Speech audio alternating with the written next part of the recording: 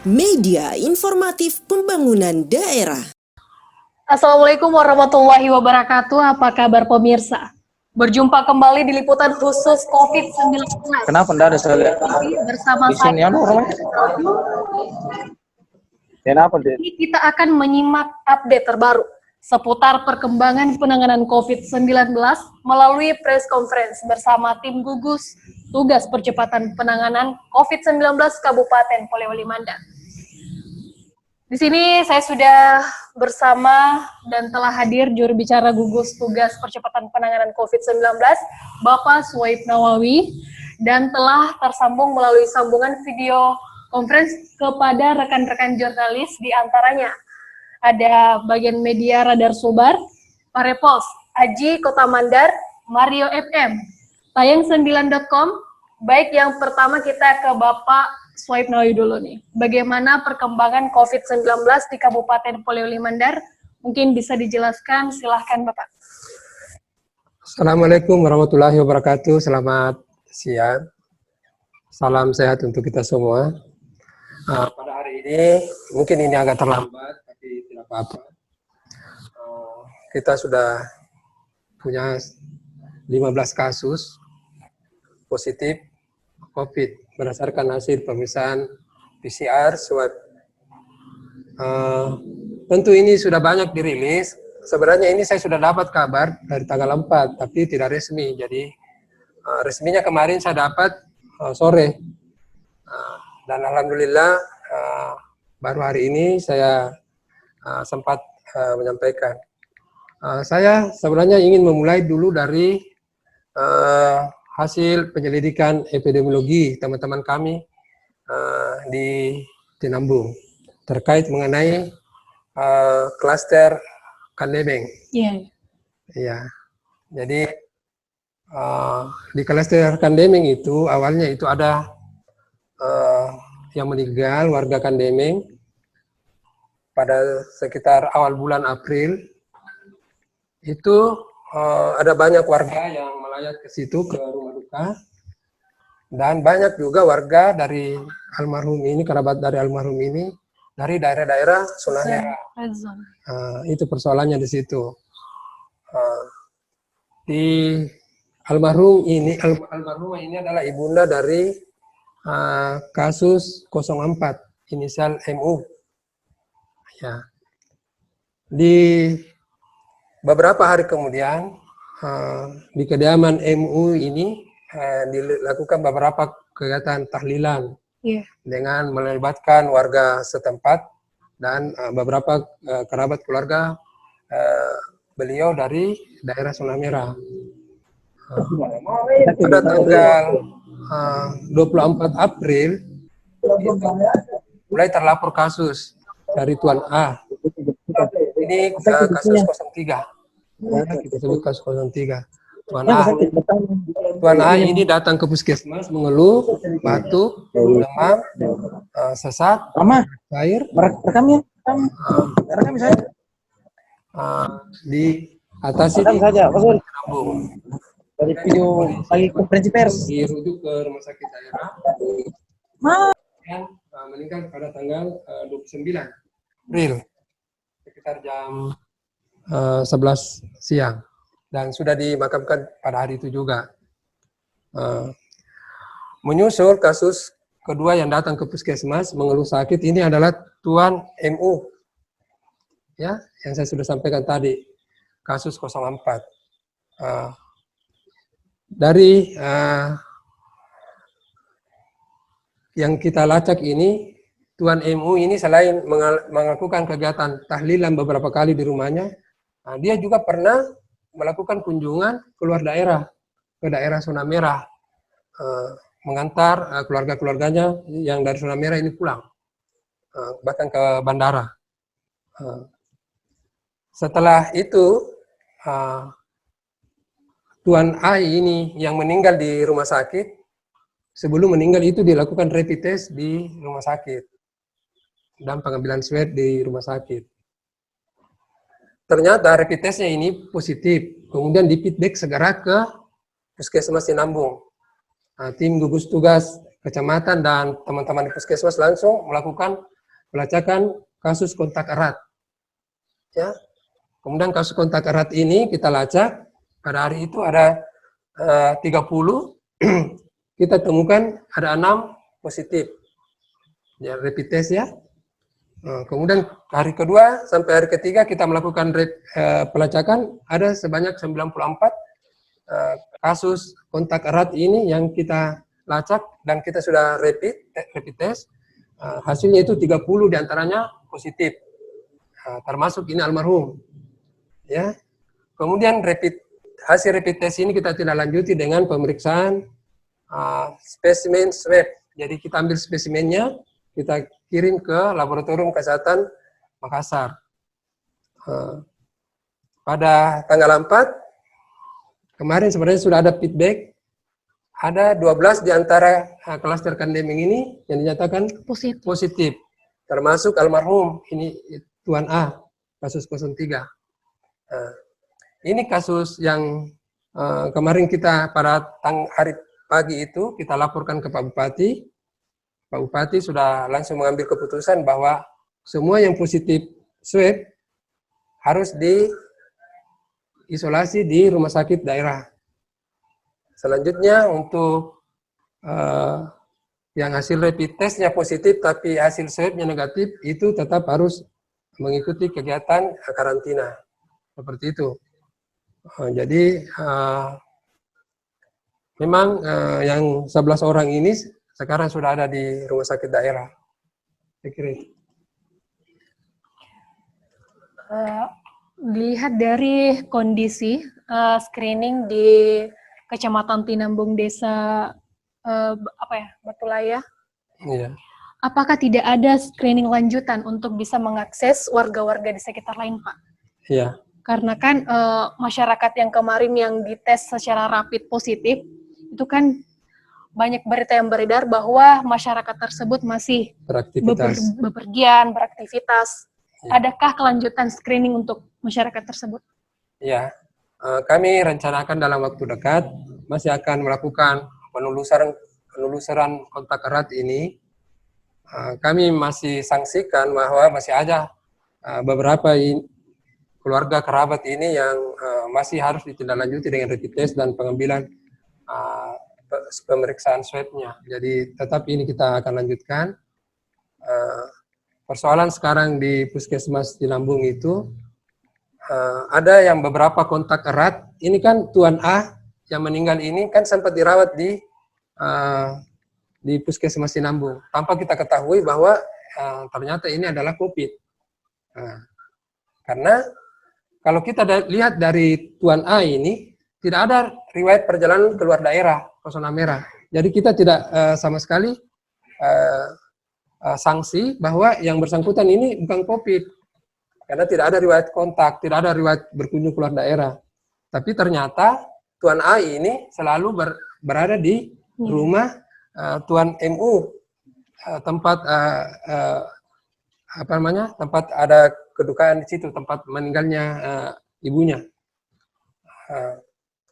Jadi kita melakukan terus pelacakan ini dan kami sudah berkoordinasi ke Dinas Kesehatan Provinsi untuk membantu bahan-bahan yang kita butuhkan dalam rangka kelanjutan rapid test dan pemeriksaan spesimen swab. Jadi tidak menuntut kemungkinan akan ada kasus baru dari klaster kandemen ini ya Pak? Iya, tidak menutup kemungkinan karena ini yang kemarin ini sebelum dinyatakan positif ini kan sebelum dibawa ke karantina sebelum diisolasi di rumah sakit daerah kan masih beraktivitas. Jadi besar kemungkinan ini akan menjadi bagian daripada penyelidikan epidemiologi yang kita akan lakukan lanjutannya nanti ini untuk melihat seperti apa dan siapa saja yang punya kontak erat dengan dari 12 yang dinyatakan positif ini. Ya. Apa langkah konkret tim gugus untuk memutuskan mata rantai penularan ini, khususnya di klaster kandemen ini, Pak?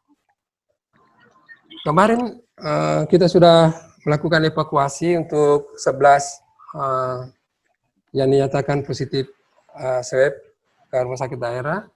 Kemudian kita sudah mempersiapkan tempat karantina di SMP 1 Tinambung.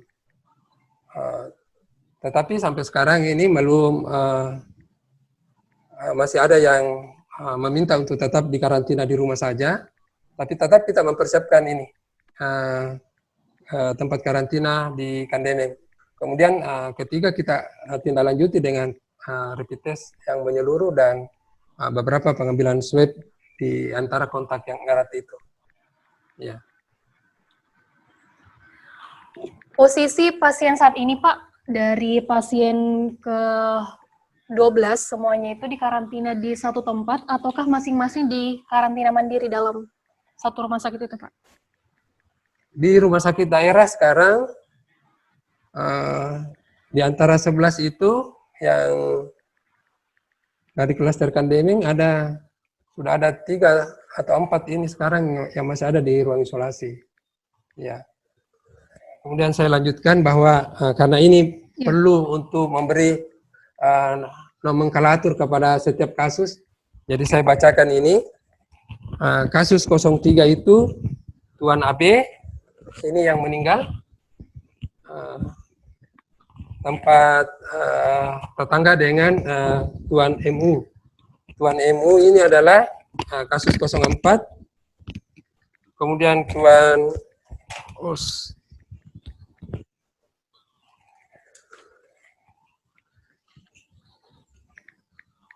Kemudian kasus 05 ini Tuan R,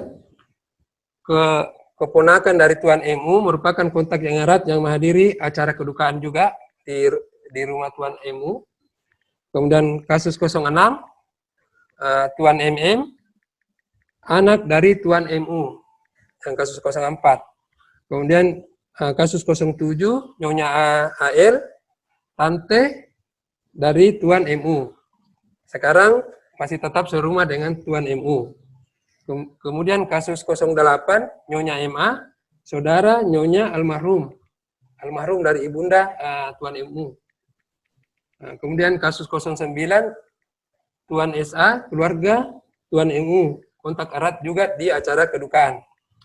Kemudian kasus 010, Tuan UM, anak dari Tuan MU. Kemudian kasus 11, Tuan MB, tetangga Tuan MU, sering berkunjung dan menemui MU. Kemudian kasus 12, Nyonya AS, istri dari Tuan R, kasus 05, tetangga dan ponakan dari Tuan MU. Kemudian kasus 13, Tuan NA, tetangga Tuan MU, kontak erat pada saat kedukaan. Kemudian kasus 14, Nyonya HU, keluarga Tuan MU. Perannya di dalam rumahnya adalah membantu memasak di rumah pada saat terjadi kedukaan di tempat tinggal Tuan MU.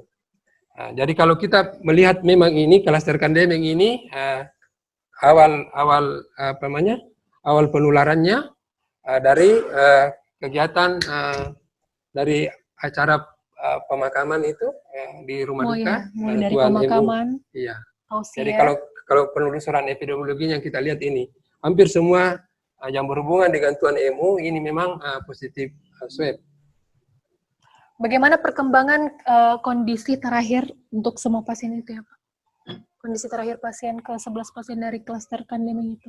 Klaster Kandemeng ini kan hampir rata-rata tidak ada yang sakit ini. Oh, tidak ada OTG ya Pak? Iya. Kalaupun ada sakit, hanya sakit ringan.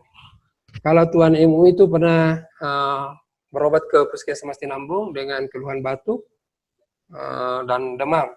Tapi tetap bisa beraktivitas, jadi hanya sakit ringan dari 11 kasus Kandemeng ini.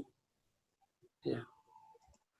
Dari kabar yang saya ketahui dari daftar nama yang positif COVID, ada salah satu dari Wonomulyo ini Pak, kalau nggak salah ya?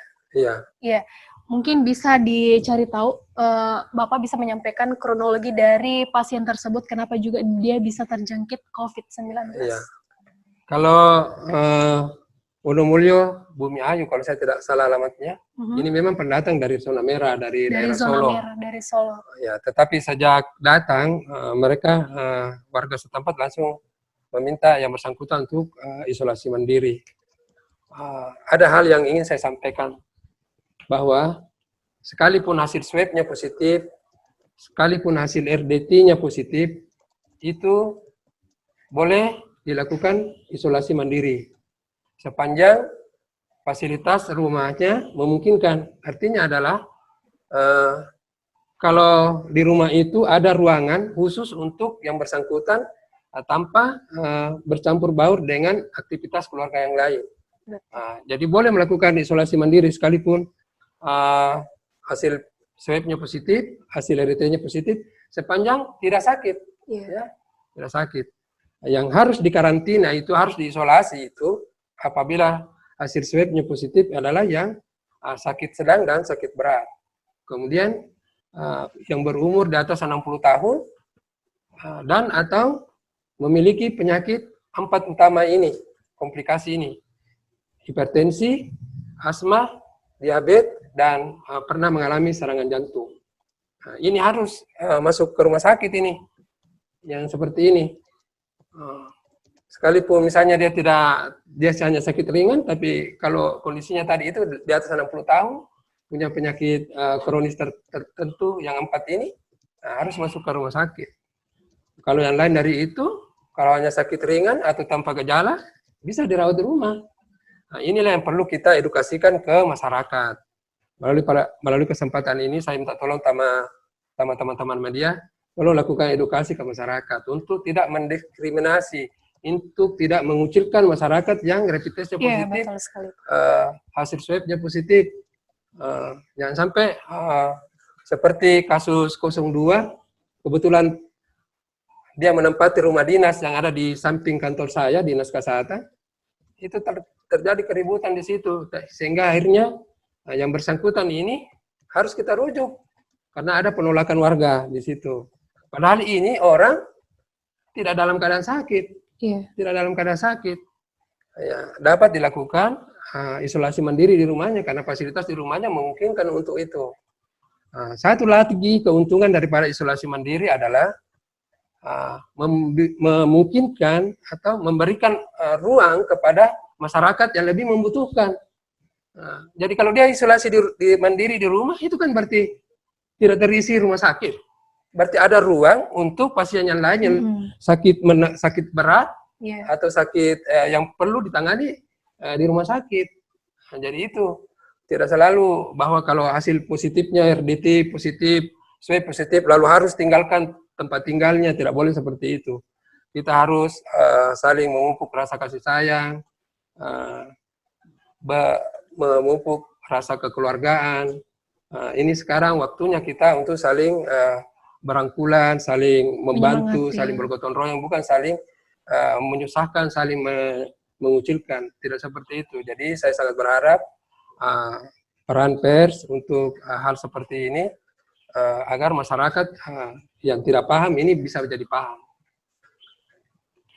Terkait penambahan kasus yang singkat signifikan ini, apa himbauan Bapak kepada masyarakat? Himbauan saya pertama, patuhi himbauan dari pemerintah. Patuhi himbauan untuk tinggal di rumah. Kemudian kalau keluar, pakai masker. Kemudian jaga tangan. Tangan ini harus dijaga. 98% penularan ini adalah melalui perantara tangan. Kalau tangan kita kotor, kemudian memegang misalnya meja di sini yang ada droplet dari saya misalnya yang penderita COVID misalnya, kemudian menyentuh mata, menyentuh hidung, menyentuh mulut, itu langsung itu, ya. Jadi ini tangan yang harus kita jaga. Jangan sembarang megang. Kalau bisa misalnya handle pintu tidak perlu kita pegang, cukup dorong saja pakai bahu. Begitupun misalnya naik ke eskalator, kalau tidak terlalu perlu memegang pegangan tangga eskalator tidak usah pegang, ya. Begitupun misalnya kalau menekan tombol lift misalnya, cukup pakai ini, tidak usah pakai ini atau pakai siku. Ya terserah saja. artinya kita berusaha untuk seminimal mungkin jangan menyentuh hal-hal yang umum disentuh orang, ya, umumnya disentuh orang. Dan jangan lupa selalu cuci tangan pakai sabun. Gunakan hand sanitizer kalau tidak sempat mencuci tangan pakai sabun. Itu yang terpenting, ya. Kemudian bagaimana jangan menghadiri kerumunan-kerumunan, termasuk melayat, ya. Sekarang ini waktunya memang kita harus sedikit lebih banyak menahan diri untuk hal-hal yang bisa menjadi hal yang positif. Kenapa kita disuruh tinggal di rumah? Karena dengan disuruh tinggal di rumah, karena dengan tinggal di rumah, siapa yang akan tertular kalau orang semua tinggal di rumah? Kalau saya misalnya ini seorang penderita, kalau Anda tinggal di rumah, bagaimana saya bisa menularkan Anda? Kalau Anda menjaga jarak, social distancing, bagus, bagaimana saya bisa menularkan Anda? Jadi kesimpulannya dengan social distancing, physical distancing, itu berarti sudah melakukan pemutusan rantai penularan. Ya, baik, sebelum kita memberikan kesempatan kepada rekan-rekan media, mungkin masih ada yang perlu ditambahkan, Pak? Sudah pas. Sudah pas, ya.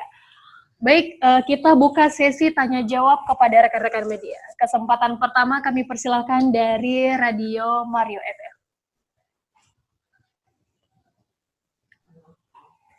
Assalamualaikum. Halo dari Mario FM. Halo, ya terima kasih. Assalamualaikum warahmatullahi wabarakatuh. Waalaikumsalam warahmatullahi wabarakatuh. Dan selamat menjalankan ibadah puasa.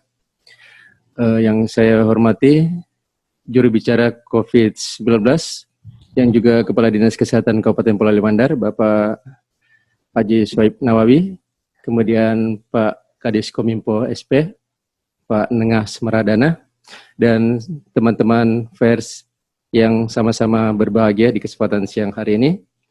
Nah, Kabupaten Polewali Mandar ini setelah beberapa pekan lalu ditetapkan sebagai zona merah dengan 2 yang positif.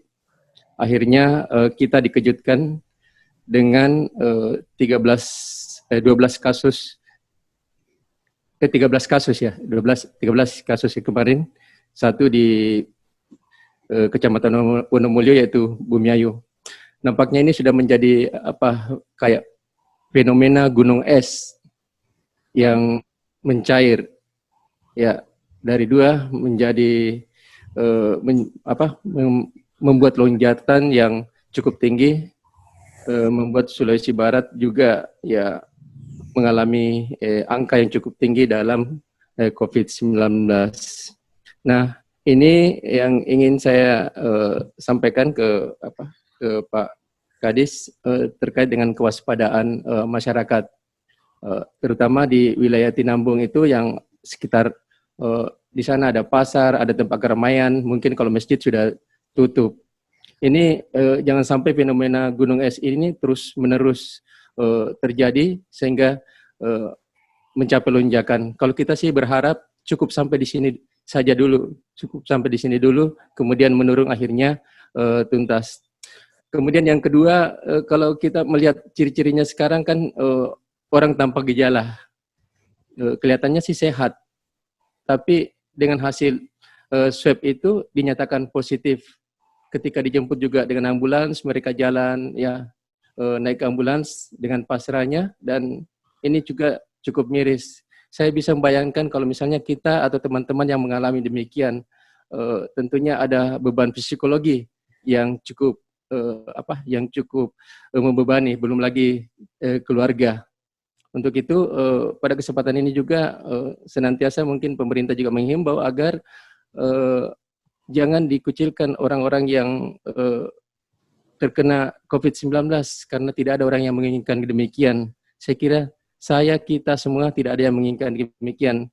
Yang perlu kita cegah ini sekarang ini penyebar luasan yang seperti gunung es yang saya katakan, karena kita di bulan Ramadan ini masih saja orang mungkin lalu lalang dan masih berdatangan masuk ke Polewali Mandar, dan kalau hal ini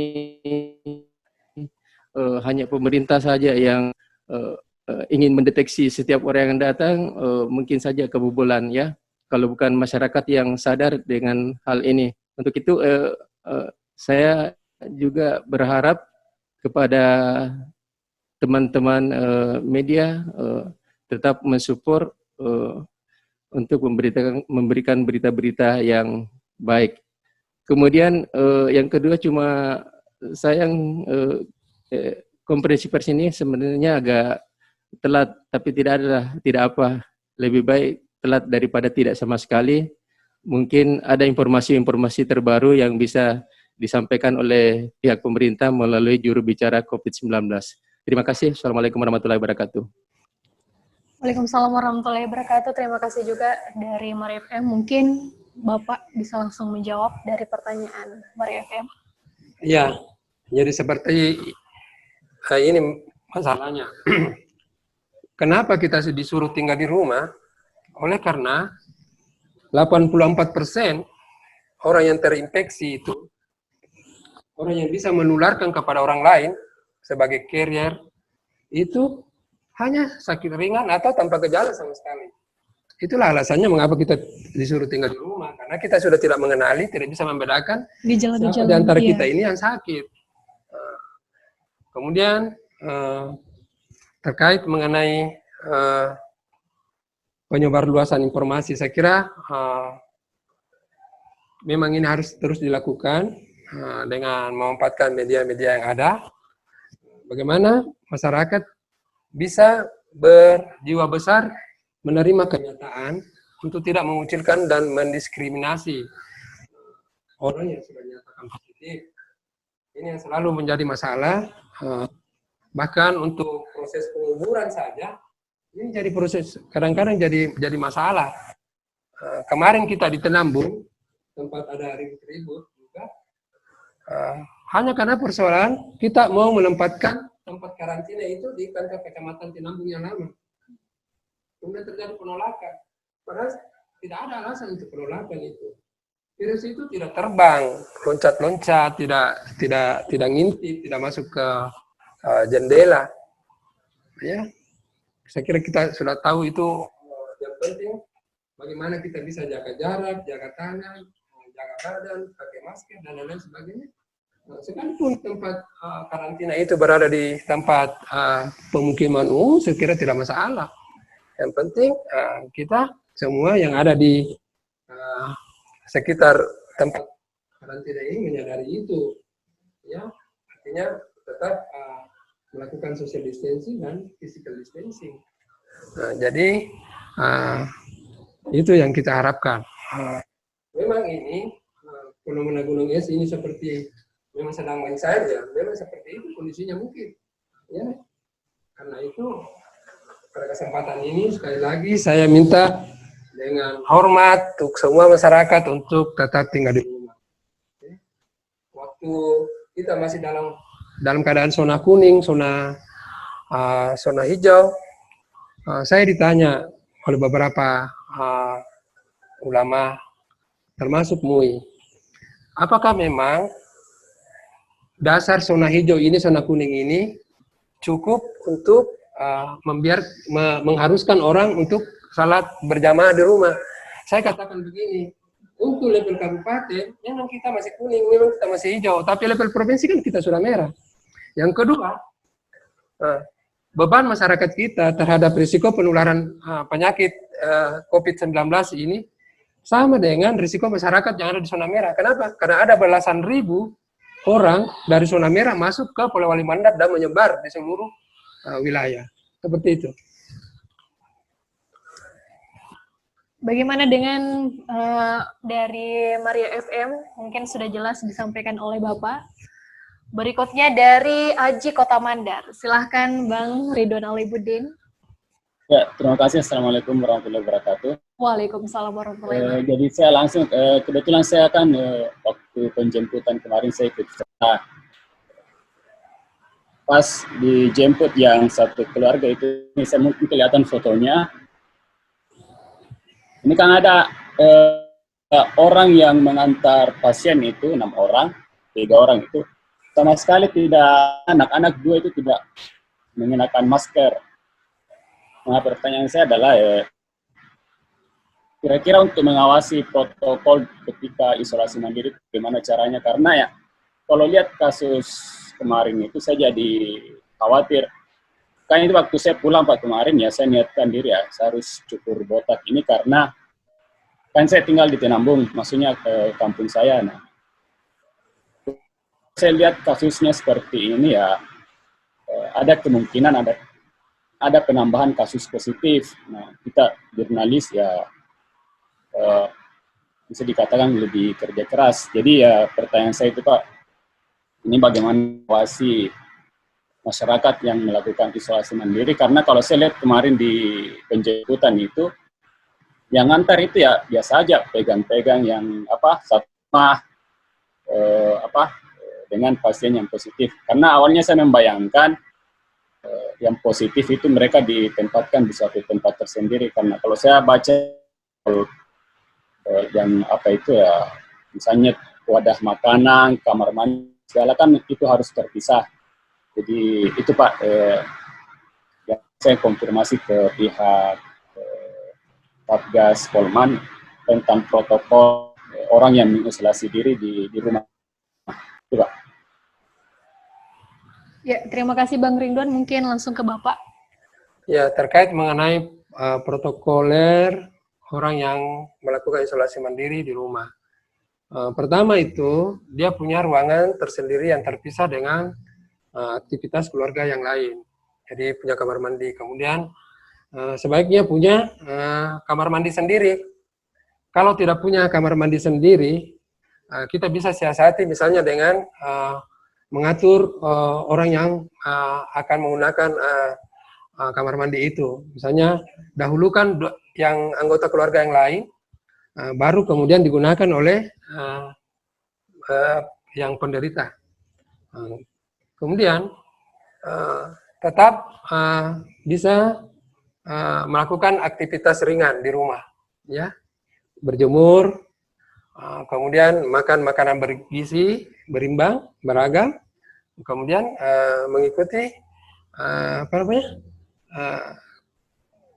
petunjuk-petunjuk perilaku hidup bersih, hidup sehat. Tetap menggunakan masker, itu protokolernya yang isolasi mandiri. Saya lihat ini memang tidak banyak masyarakat yang memahami ini protokoler isolasi mandiri. Oleh karena itu, kami sebenarnya ingin kalau masyarakat di Kandemeng ini memanfaatkan tempat karantina yang kita sudah siapkan di SMP Tinambung itu. Nanti di situ kan akan dipantau oleh petugas secara terus-menerus, sehingga kemungkinan terjadinya hal seperti yang dilihat tadi, misalnya tidak pakai masker dan lain-lain sebagainya, bisa kita minimalisir. Saya kira itu. Ya. Baik, bagaimana dari Bapak Ridwan Alimuddin? Mungkin sudah jelas disampaikan oleh Bapak.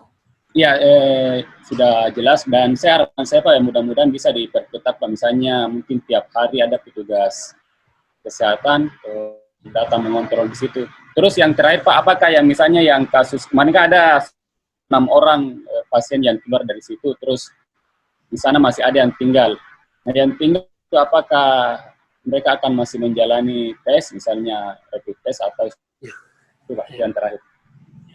Ya, jadi saya langsung ya. Iya. Jadi kegiatan di Kandemeng ini masih kita terus lakukan, termasuk pemeriksaan rapid test dan pengambilan spesimen swab. RDT yang kita nyatakan positif itu idealnya memang harus dilakukan pengambilan pemeriksaan swab itu sebanyak 2 kali. Seperti itu Pak. Ya, dan untuk Bapak, kalau pulang dari meliput kegiatan-kegiatan seperti yang di Kandemeng ini tidak perlu langsung potong rambut Pak. Cukup begitu pulang langsung mandi, bersihkan badan, kemudian istirahat yang cukup. Saya kira itu Pak. Punya dedikasi baru ini Bapak Ridwan Alimuddin, karena dia mengantisipasi dari penyebaran COVID-19, jadi dia mengubah style. Kemudian kita ke Bapak Erwin dari Parepos. Mungkin Bapak silakan. Ya, Assalamualaikum warahmatullahi wabarakatuh. Waalaikumsalam Waalaikumsalam. warahmatullahi wabarakatuh.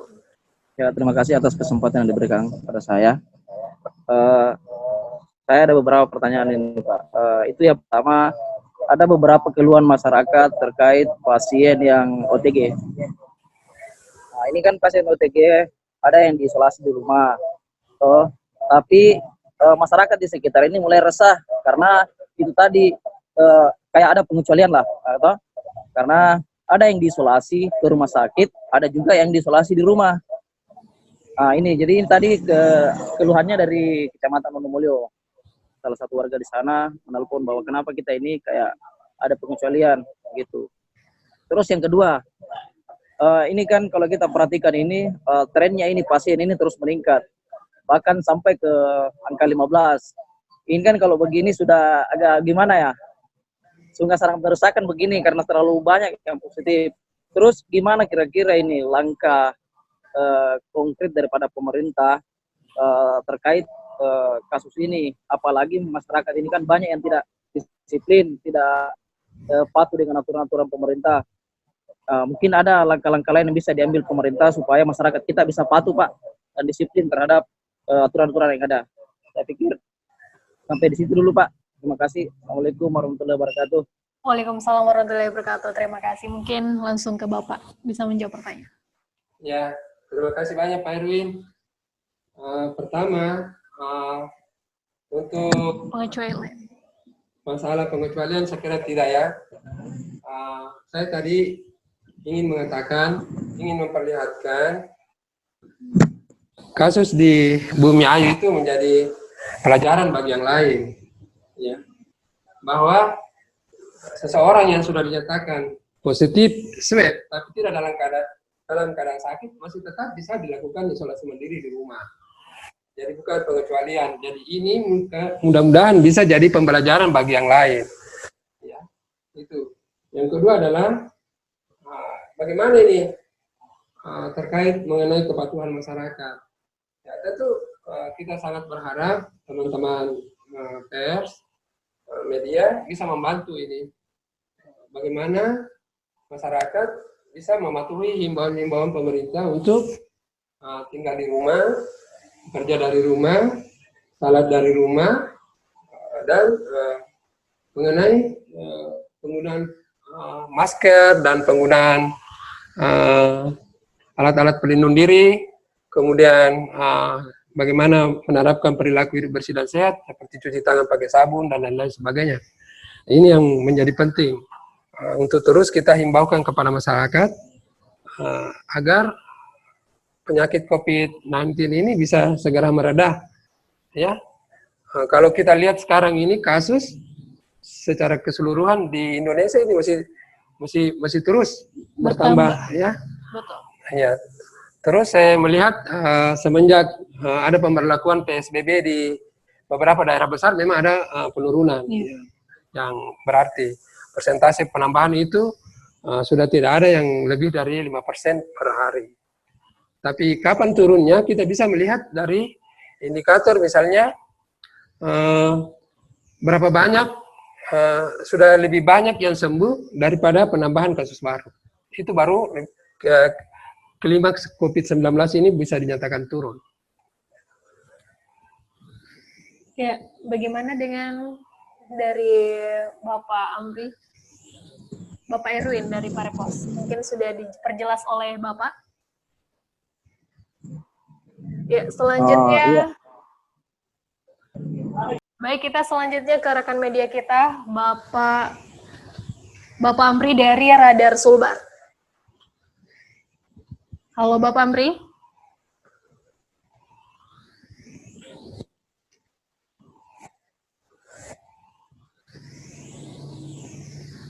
Halo Bapak Amri.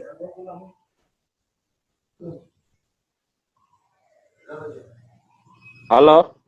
Ya. Ya, makasih. Assalamualaikum warahmatullahi wabarakatuh. Waalaikumsalam warahmatullahi wabarakatuh. Pak Kadis, semoga sehat selalu dalam mengawal COVID di Kabupaten Polman.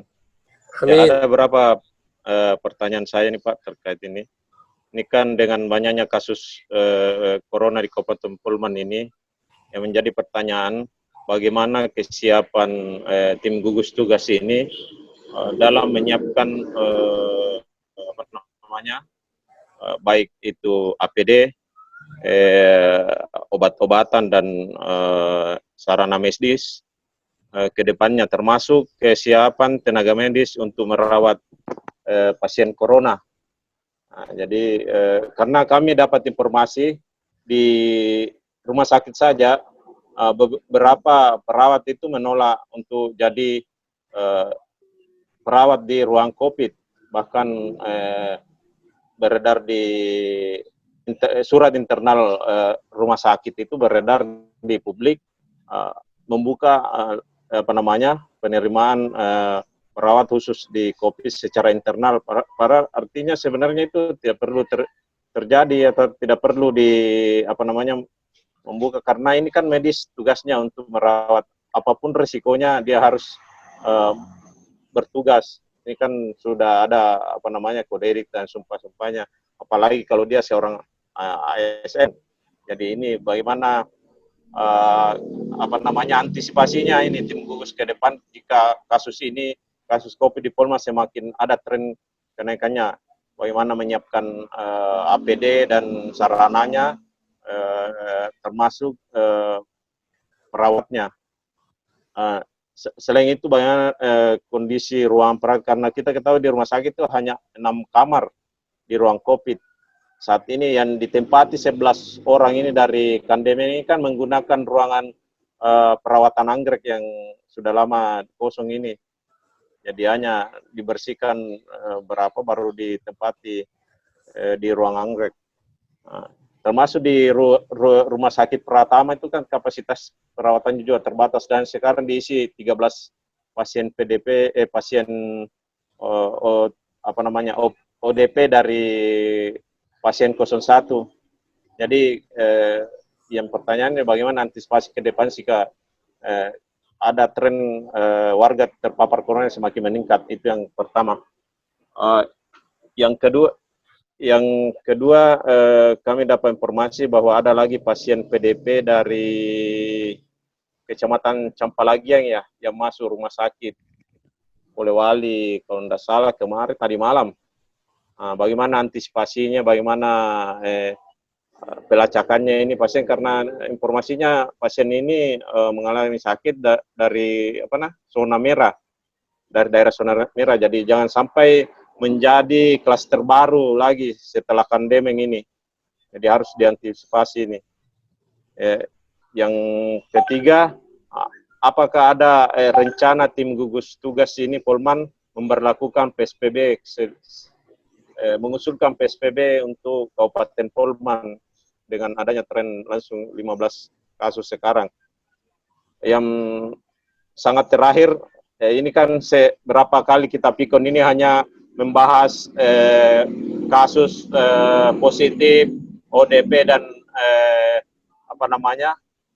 penanganannya, tapi belum pernah kita tim gugus tugas ini melakukan pikon membahas terkait anggaran yang disiapkan Pemda. Anggaran refocusing yang diusulkan Pemda itu 124 miliar dari APBD 2020 itu ternyata itu ada kekeliruan perhitungan menurut informasi daripada Pak Asisten pekan lalu jadi ada kekeliruan dari perhitungannya, sehingga ini publik ini mau tahu anggarannya itu mau digunakan untuk apa, berapa jumlahnya yang pasti, dan bagaimana penggunaannya, sudah berapa yang digunakan sampai saat ini. Itu ini kan sebagai pertanggungjawaban penggunaan anggaran daerah untuk masyarakat. Mungkin itu saja Pak Kadis. Assalamualaikum warahmatullahi wabarakatuh dan selamat berpuasa. Ya, waalaikumsalam warahmatullahi wabarakatuh. Baik Pak, dari Pak Amri Radar Subar memiliki 4 pertanyaan untuk Bapak. Mungkin Bapak langsung bisa jawab. Terima kasih Pak Amri. Banyak sekali nih pertanyaannya. Mesti 1 hari ini dijawab ini Pak Amri. Saya mulai dari yang terakhir ya, terkait mengenai anggaran refocusing.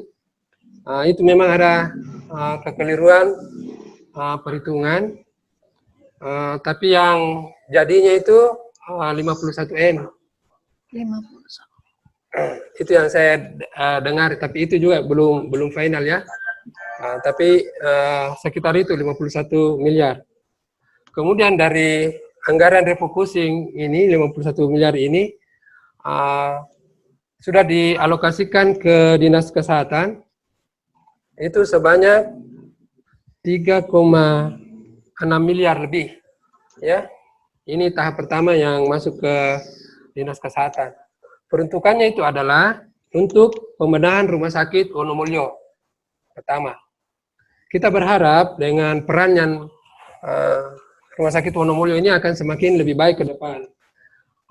Kalau dengan anggaran yang saat ini kita akan gunakan untuk sebagian besar ini untuk kita gunakan untuk membenahi Rumah Sakit Wonomulyo. Sehingga nanti Rumah Sakit Wonomulyo itu sudah dapat juga menerima pasien-pasien yang reaktif. Misalnya dia RDT positif, hasil swab positif, tapi tidak dalam keadaan sakit atau hanya sakit ringan, itu sudah bisa di Rumah Sakit Pratama nanti. Ya, doakan ke depannya seperti itu. Anggaran ini juga kami gunakan untuk membeli biosafety kabinet. Ya, dengan alat ini ditambah dengan alat TCM, tes cepat molekuler yang sudah ada di rumah sakit kita, insya Allah ke depan ini dalam waktu dekat Pak Amri kita sudah bisa melakukan pemeriksaan PCR swab di Polman. Mohon didoakan. Barangnya ini sudah saya bayar kemarin, waktu hari Senin saya sudah bayar dan sudah dalam proses pengiriman ke sini. Jadi alat utamanya itu sebenarnya sudah ada, namanya tes cepat molekuler. Tapi selama ini hanya digunakan untuk pemeriksaan bakteriologis penderita tuberkulosis. Ada alat tambahan ini yang saya beli, ini memang khusus untuk pemeriksaan virus. Ya, jadi termasuk penggunanya tadi itu yang 3,6 miliar yang lebih saya sudah terima Pak. Termasuk di dalamnya itu adalah uang makan pasien yang apabila sudah yang ada yang di karantina nanti. Misalnya kalau di Kandemeng ini jadi di karantina, itu termasuk itu nanti peruntukannya. Jadi kita sudah siapkan uang makan untuk pasien ODP, PDP yang akan dikarantina. Seperti itu. Bapak Bupati juga sudah melakukan inventarisasi berbagai fasilitas pemerintah yang kita siapkan nanti untuk tempat-tempat karantina apabila terjadi outbreak seperti di Kandemeng ini, ya, kejadian yang luar biasa. Mudah-mudahan ini tidak ada lagi kasus sebelumnya, tapi memang kita harus persiapkan, termasuk stadion, ya, itu kita persiapkan untuk tempat fasilitas karantina nanti. Jadi itu mengenai dana Pak ya. Kemudian fasilitas di rumah sakit. Di ruang anggrek ini memang selama ini kita gunakan untuk perawatan penderita TB. Nanti ini secara bertahap juga kita akan benahi. Di mana-mana pun pasti ini rumah sakit itu selalu menjadi kendala keterbatasan daripada ketersediaan ruang isolasinya. Di Jakarta saja dengan sangat terpaksa Wisma Atlet itu digunakan jadi rumah sakit karantina. Begitupun kita di sini, kita terus berupaya bagaimana mempersiapkan rumah sakit Pratama, bagaimana mempersiapkan rumah sakit daerah ditambah dengan fasilitas-fasilitas karantina yang lain yang sementara kita akan benahi. Kemudian terkait mengenai ketenagaan. Ketenagaan itu, rekrutmen itu kita lakukan Pak, bukan berarti kita kekurangan. Kita hanya mempersiapkan ini tenaga yang lebih banyak dengan tujuan untuk mengantisipasi hal-hal yang mungkin di luar perhitungan kita. Misalnya ada lagi terjadi outbreak KLB yang luar biasa dengan penambahan kasus yang banyak ya, tentu kita harus persiapkan tenaganya. Jadi itu tujuan sebenarnya rekrutmen tenaga di rumah sakit. Bukan berarti tenaga-tenaga di rumah sakit tidak bersedia untuk menangani COVID. Ya, itu. kemudian kasus PDP Campalagian. Ini kasus PDP Campalagian, kasus positif swab yang ada di Kebun Sari. Ini kita akan lakukan penyelidikan epidemiologi khususnya terhadap kontak erat. Ya, seperti itu Pak Amri. Jadi Campalagian ini, Bumi Ayu, teman-teman saya sekarang ini sudah ada di lokasi Pak, melakukan penyelidikan epidemiologi, melihat kontak erat dan melakukan pemeriksaan RDT. Kemudian terkait mengenai pencanangan PSBB, ini masih dalam bentuk draft ya, bukan PSBB murni, tapi adalah mengontrol penduduk masuk keluar dari Sulbar, khususnya Pulau Alimandar. Jadi sudah ada draftnya ini Pak, tapi belum ada kejelasan kapan akan dilakukan, karena tentu ini harus dibicarakan dengan Provinsi Sulsel dan Provinsi Sulawesi Tengah. Seperti itu.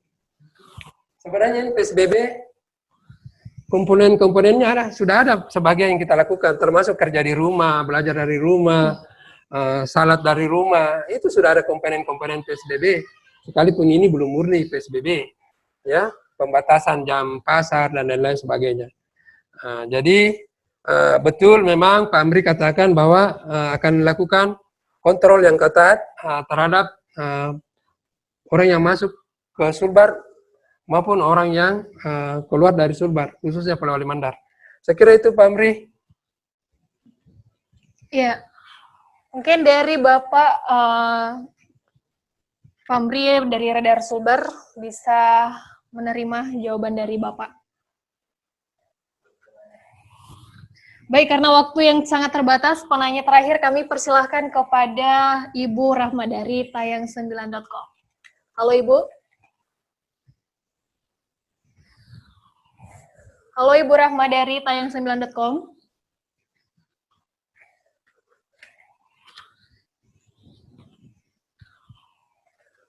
Mbak. Ya. Ibu Rahma dari tayang9.com kami persilakan. Ya, Assalamualaikum, selamat siang Pak Kadis. Selamat siang, Assalamualaikum.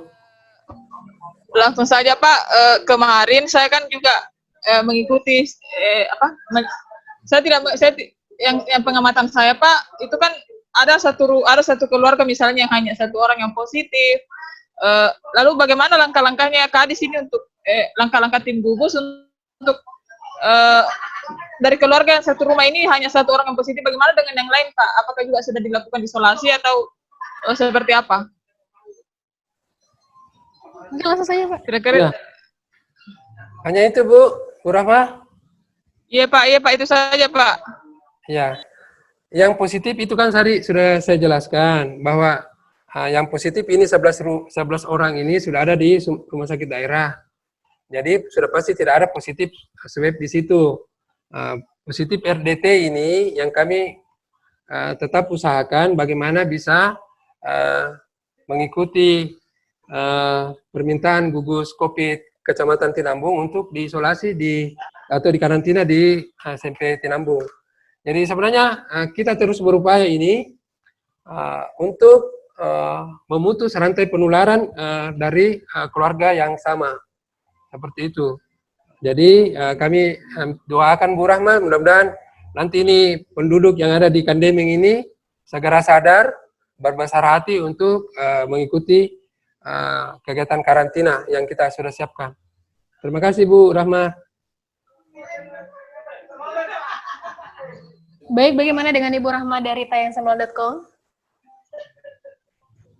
Ya baik, sebelum kita mengakhiri pertemuan Fitkom ini, mungkin ada Bapak yang bisa tambahkan lagi untuk bisa meyakinkan rekan-rekan bahwa kita juga semua ini patuh dan perlu untuk melakukan aturan-aturan pemerintah, karena ini demi kebaikan kita semua.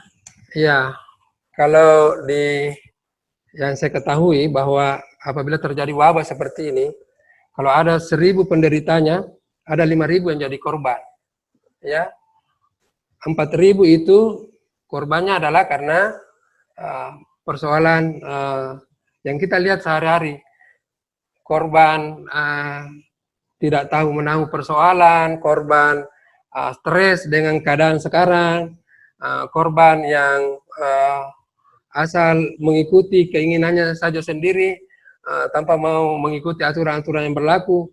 Misalnya korban ini menolak orang untuk dimakamkan pada suatu tempat kuburan tertentu, itu saya kira termasuk daripada korban-korban corona yang tidak sakit ya. Saya kira itu statement saya. Terima kasih. Selamat sore. Salam sehat untuk kita semua. Mudah-mudahan kita semua dapat melewati masa kritis ini dengan sehat, dan mudah-mudahan tidak ada lagi penambahan di Kabupaten Polewali Mandar. Terima kasih. Assalamualaikum warahmatullahi wabarakatuh. Ya, baik, terima kasih untuk Bapak Sohib Nawawi selaku Kepala Dinas Kesehatan atas waktu dan kesempatannya hari ini untuk press conference. Pemirsa, demikian liputan khusus perkembangan seputar COVID-19. Saya menyatakan untuk kalian semua, marilah kita bersama-sama untuk bisa menyemangati para seluruh pasien yang positif COVID-19. Karena dengan semangat dari kita semua, mereka lah bisa tumbuh dan sehat, dan agar mereka juga bisa kembali dengan keluarga dan kita semua. Baik, saya Nanda Sari pamit undur diri. Wassalamualaikum warahmatullahi wabarakatuh. Sampai jumpa, dan tetap melakukan himbauan dari pemerintah dan lakukanlah aturannya. Terima kasih. Polewali Mandar TV, media informatif pembangunan daerah.